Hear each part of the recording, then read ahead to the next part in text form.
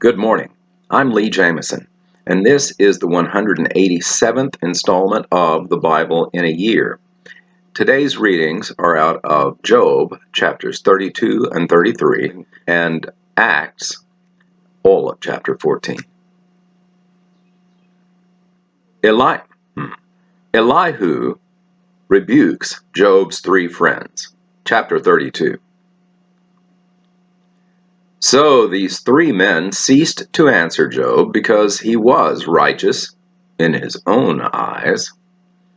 Then Elihu the son of Barachel, the Buzite, of the family of Ram, burned with anger. He burned with anger at Job because he justified himself rather than God.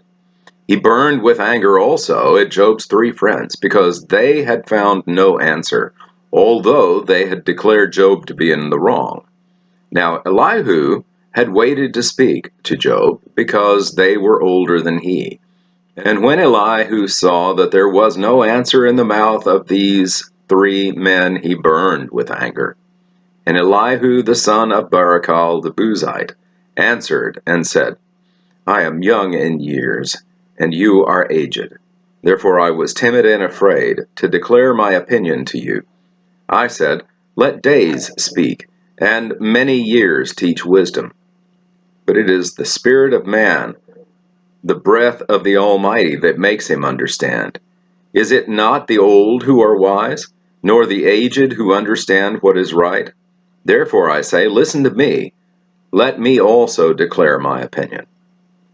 Behold, I waited for your words, I listened for your wise sayings, while you searched out what to say.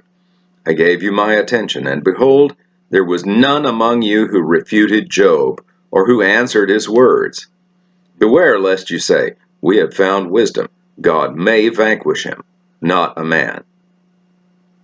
He has not directed his words against me, and I will not answer him with your speeches. They are dismayed, they answer no more, they have not a word to say. And shall I wait, because they do not speak, because they stand there and answer no more? I will also answer with my share, and I also will declare my opinion, for I am full of words. The spirit within me constrains me. Behold, my belly is like wine that has no vent, like new wineskins ready to burst. I must speak, that I may find relief. I must open my lips and answer. I will not show partiality to any man or use flattery toward any person. For I do not know how to flatter, else my Maker would soon take me away. Elihu rebukes Job. Chapter 33. But now, hear my speech, O Job, and listen to all my words. Behold, I open my mouth, the tongue in my mouth speaks. My words declare the uprightness of my heart, and what my lips know they speak sincerely. The Spirit of God has made me, and the breath of the Almighty gives me life. Answer me if you can. Set your words in order before me. Take your stand. Behold, I am toward God as you are. I too was pinched off from a piece of clay. Behold, no fear of me need terrify you. My pressure will not be heavy on you. Surely you have spoken in my ears, and I have heard the sound of your words. You say, I am pure without transgression. I am clean, and there is no iniquity in me. Behold, he finds occasion against me. He counts me as an enemy. He puts my feet in the stocks and watches all my paths. Behold, in this you are not right. I will answer you, for God is greater than man. Why do you contend against him, saying, He will answer none of man's words?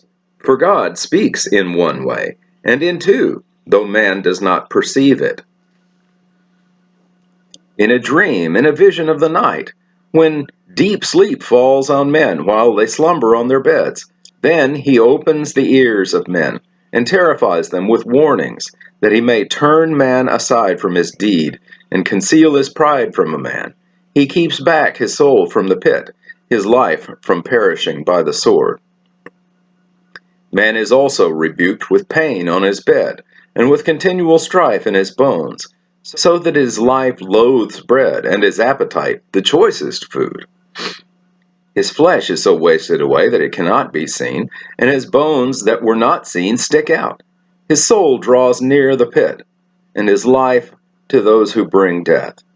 If there be for him an angel, a mediator, one of the 1,000 to declare to man what is right for him, and he is merciful to him, he says, deliver him from going down into the pit. I have found a ransom. Let his flesh become fresh with youth. Let him return to the days of his youthful vigor. Then man prays to God and accepts him.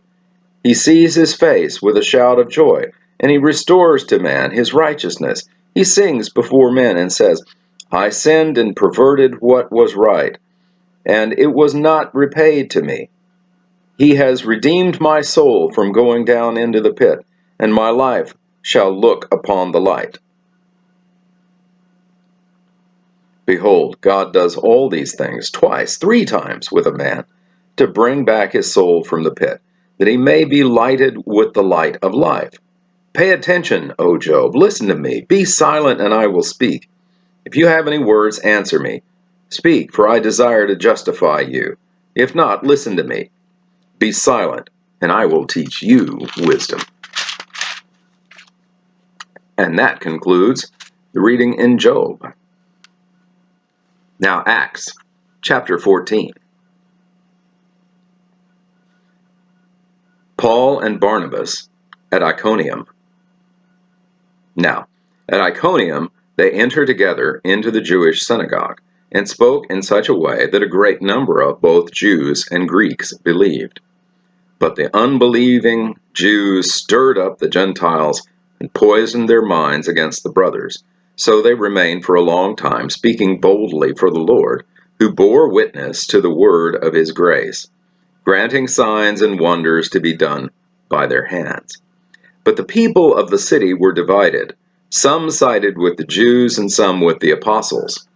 When an attempt was made by both Gentiles and Jews with their rulers to mistreat them and to stone them, they learned of it and fled to Lystra and Derbe, cities of Lycaonia, and to their surrounding country. And there they continued to preach the gospel. Paul and Barnabas at Lystra. Now at Lystra there was a man sitting who could not use his feet. He was crippled from birth and had never walked. He listened to Paul speaking, and Paul, looking intently at him and seeing that he had faith to be made well, said in a loud voice, Stand upright on your feet. And he sprang up and began walking. And when the crowd saw what Paul had done, they lifted up their voices, saying in Lycaonian, The gods have come down to us in the likeness of men. Barnabas they called Zeus, and Paul Hermes, because he was the chief speaker. And the priests of Zeus, whose temple was at the entrance to the city, brought oxen and garlands to the gate, and wanted to offer sacrifice with the crowds. But when the apostles Barnabas and Paul heard of it, they tore their garments and rushed out into the crowd, crying out, Men, why are you doing these things? We also are men of like nature with you, and we bring you good news that you should turn from these vain things to a living God, who made the heaven and the earth and the seas and all that is in them.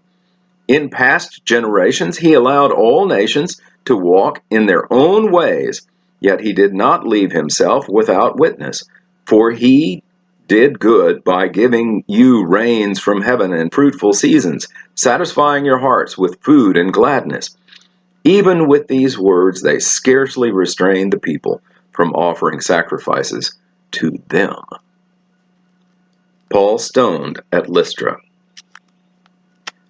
But the Jews came from Antioch and Iconium, and having persuaded the crowds, they stoned Paul and dragged him out of the city, supposing that he was dead. But when the disciples gathered around him, he rose up and entered the city, and on the next day he went on with Barnabas to Derbe. When they had preached the gospel to that city and had made many disciples, they returned to Lystra and to Iconium and to Antioch. to strengthen the souls of the disciples, encouraging them to continue in the faith, and saying that through many tribulations we must enter the kingdom of God. And when they had appointed elders for them in every church with prayer and fasting, they committed them to the Lord in whom they had believed. Paul and Barnabas returned to Antioch in Syria. Then they passed through Pisidia and came to Pamphylia. And when they had spoken the word in Perga, they went down to Attalia, and from there they sailed to Antioch, where they had been commended to the grace of God for the work that they had fulfilled. And then they arrived and gathered the church together.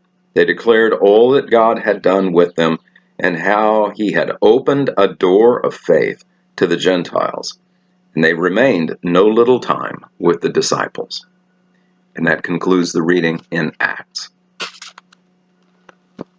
Thank you for watching this video all the way to the end.